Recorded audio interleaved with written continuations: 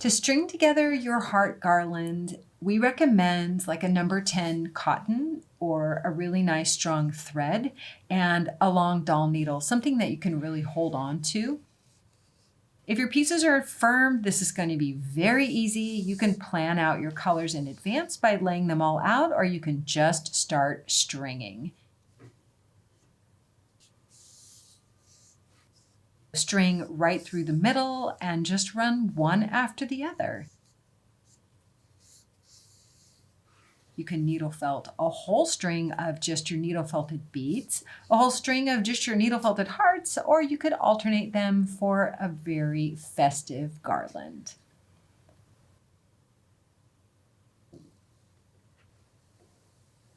In our original heart bead garland, which we made many years ago, we ran ours north and south and alternated it with just craft store beads. This is really fun to hang in a window or anywhere where you just want a little extra bit of charm, but you don't want to go horizontal. So this is a very cute way to also display your needle felted puffy hearts and your needle felted beads.